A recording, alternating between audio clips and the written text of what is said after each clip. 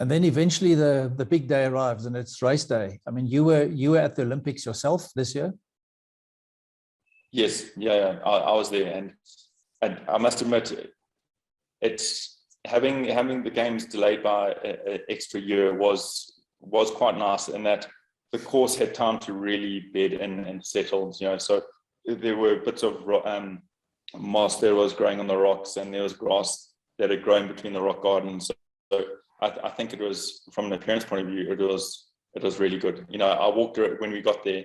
The first thing I did was I quickly walked around the course to see how everything had changed, or how things had grown. And so and I'd finished that and I had a huge smile on my face. But so what happens with the Olympic course is that they open it for test event, and then everyone gets to go and test it and get as much information as they can, the steepness of the climbs, the layout. They put power meters on, so they know exactly how much how much power they're going to be putting out on average around the lap and things like that. And then the course stands. No one rides it besides myself and one or two other people, but no professional riders or amateur riders ride the course. So from test event all the way through to games time, the course hadn't actually been ridden in. And then to see the riders come to site, and then, or come to the venue, and then slowly start riding, and you see these riding lines start forming, and the course actually comes to life. It gets its soul, for want of a word. So that's really cool. And then this time round, I think COVID put a bit of a damper on it. We worked out exactly how many days we needed to be there. I took a team over, so it was Nick's, Tim, myself, Brad, and there meant to be like 2 or 3 other people, but due to COVID restrictions, they couldn't make it. So we put up everything. We put up the branding, we put up the speed fencing, we did all the gazebos in the start-finish area, like any branding you saw there, we did. It was, there's a lot of work that went into setting up the other stuff. So, I wasn't the only South African there. There was a South African there. There was like four other South Africans. So,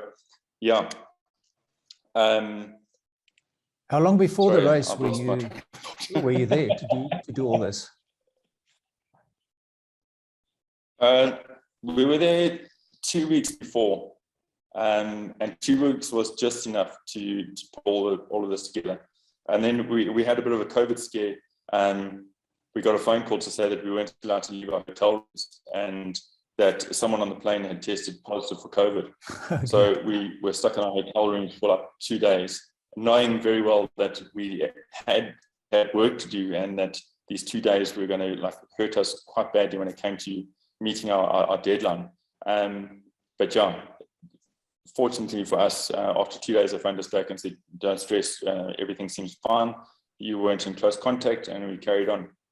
But it certainly ended up, we worked some long days, early hours, long nights, to make sure that the deadline was met. Because from our side, we want the riders to have the best experience. We never want the riders to arrive at the venue and go, "Oh, things aren't done or it's not completed." So you want to make sure that everything's in tip-top shape for when the riders arrive there, and that, it's their Olympic experience. That's the important part. They've been training for 4 years, early mornings, late nights, pain and suffering. So this is like the pinnacle of their careers for most of them. So you don't want to disappoint the athletes. So Nick, on race day, do you are you nervous when race day arrives? You obviously have to be honest. To be honest, there are a number of us that are behind the scenes that are running around making sure that everything runs smoothly. One thing about eventing, and if you've ever had anything to do with events, is it's not things aren't going to go 100% all the time. The important thing is that the spectators that are there and the riders that are there think everything has gone 100%. It could be complete chaos in the background. So for us, we're running around checking on marshals, we're checking on spectator crossings, we're checking on like a plethora of things. So you're actually on the go, like you have a checklist and you just, running around, making sure that everything is 100% right. So no time to be nervous. No, there's no time to be nervous. The only time things start like settling down is when the riders are 4 or 5 laps into the race and you know that things are pretty much there, then I normally have a moment where I'm like, damn, this is cool. This is really, really special to be here, and that's when, like, all the hard work, all the sort of blood, sweat and tears, literally, sort of like is really, really worthwhile. So if you had to ask me, like, what moment do you remember the most, I'd say it's that moment, 4 or 5 laps in, walking towards my better half and going, damn, this is cool. Yeah.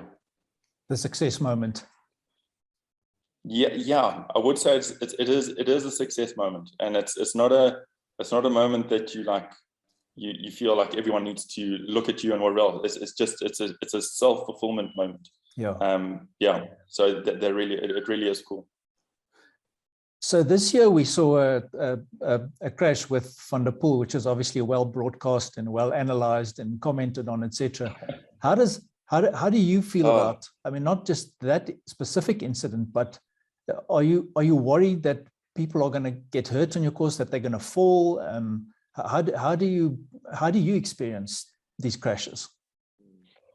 All right. So I think let's just confront the elephant in the room. Van der Poel's incident. Unfortunately, he didn't go to the test event. All right. The bridge was something that was requested by the riders at test event because of the nature of the jump. And when we design stuff, we designing stuff to look attractive on TV. All right. So coming up to the lip of that takeoff, because it's not just a drop, it's actually a takeoff. When you're riding up to it, it is super blind. And if you send it on send that jump from lip to landing is about 3 meters. It is huge. All right. It's not a step down. Most cross-country bikes, no. So most cross-country bikes aren't designed to do that type of thing. And that's why the test event is so important, because guys can adapt their bikes to suit the course. So Van der Poel wasn't there. His team, it was countrymen, told him that the bridge was going to be removed. And all the other riders knew that the bridge is going to be removed. Do I find that incident annoying? Yes, I do. Because the person that won it was the person that was behind Van der Poel, and that was Tom.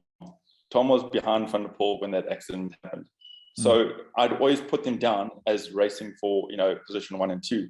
So the annoyance for me is that I think with Van der Poel around, the racing would have been a lot better. It would have been a lot more tightly contested. So yeah, it's one of those things. It happens. And coming back to your original question, about people getting hurt in that. The biggest thing about our courses are that they need to be safe. All right. I'm not a professional athlete. I think I have a good grasp on what bicycles are capable of doing. And when we design courses, they are there to look spectacular, but spectacular and safe. By no means do you ever want to hurt anyone. When you're pushing the boundaries of the sport and you're trying to make it attractive, because at the end of the day, there are 2 things. We have professional people making money out of this, but in order for there to be money in the sport, we also need the sport to or the discipline to look attractive to viewers. And when cross country is up against, YouTube sensations doing backflips and serious downhill sections, there has to be a way in which you can make it safe, but also make it look really attractive. And I'll let you know a bit of a secret. The rock gardens that you saw on TV aren't as hectic as they are. The camera position plays a big role in how intimidating that looks. So you'll notice that a lot of the camera positions were shot from below, looking up the slope, as opposed to shooting from the top down. Because if they shot the rock garden from the top looking down, you would have seen the lines, and the riding lines would have been pretty straightforward. So it's very interesting. We try and make them look attractive, but we also try and make them look safe. Yeah.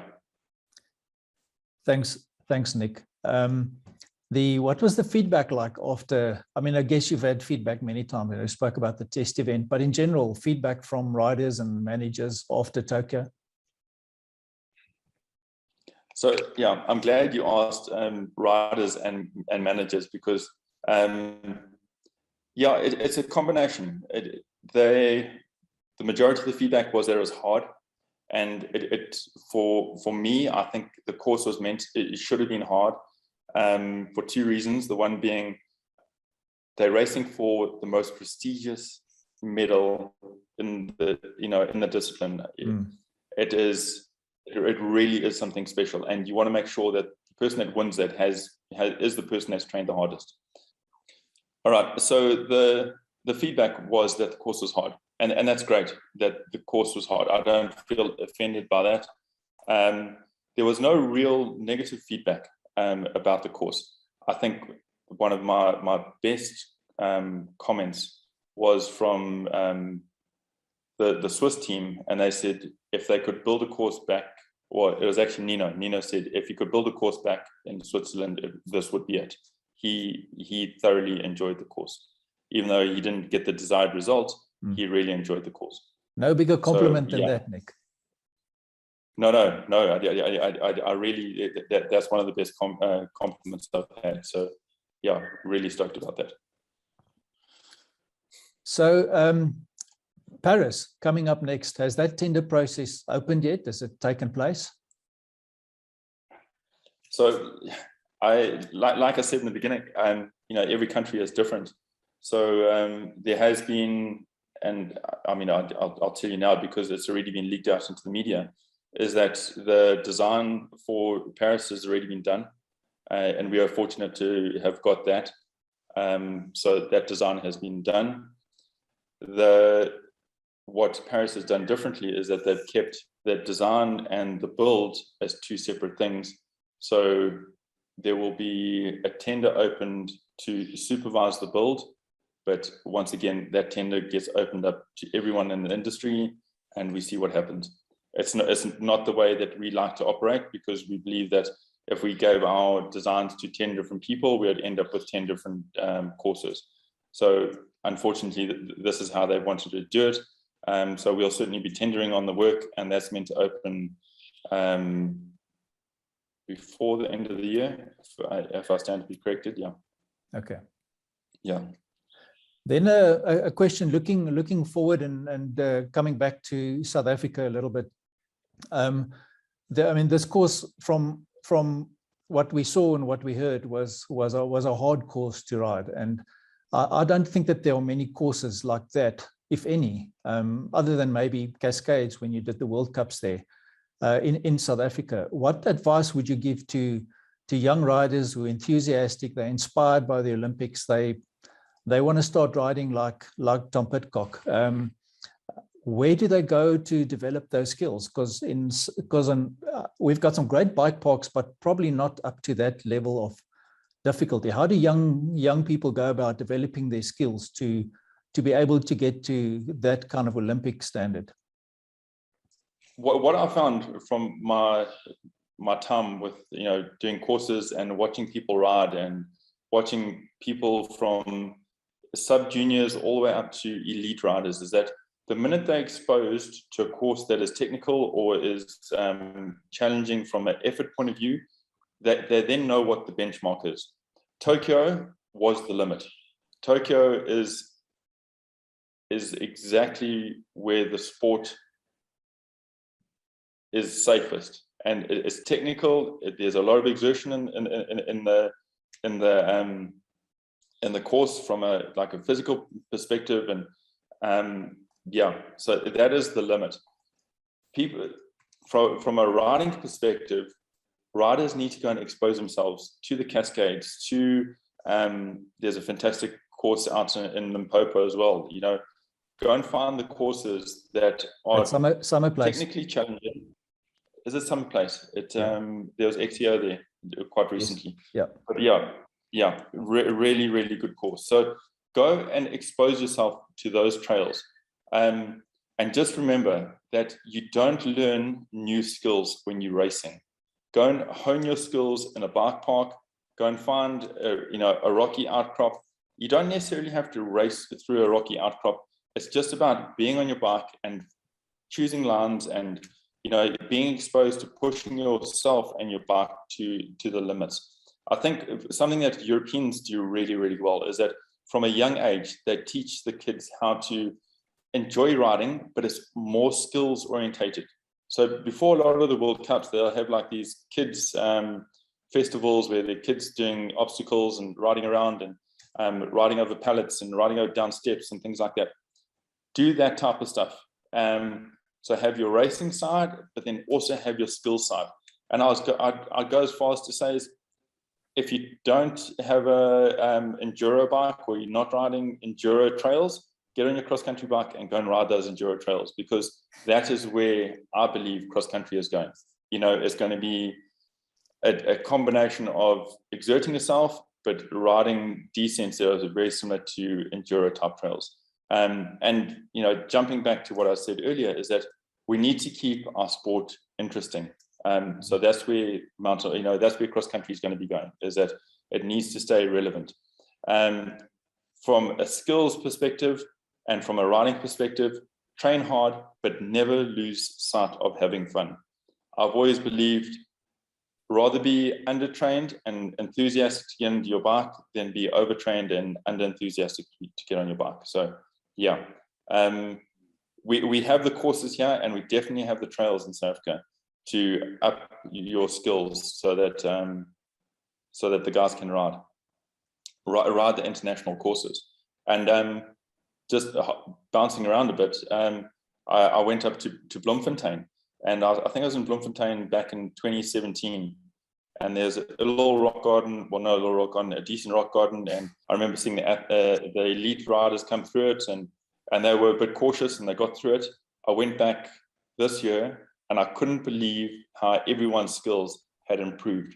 I mean, they were from the youth all the way through to the elites. They were just blasting through the exact same rock garden. So it's about putting that peg on the board, raising people's expectations or raising your own expectations. And, people have this amazing ability to like step up to the plate and actually deliver. So yeah, don't lose sight of where the peg is on the board. Nick, thank you very much. I've thoroughly enjoyed this conversation and the insights that you've given. I mean, it's an experience of a lifetime, and congratulations once again, and thank you for making South Africans proud of the course at the Olympics. So thank you very much, and best of luck with your future endeavors. Thanks very much, Cole. It's been awesome speaking to you, and hopefully we'll do another one soon.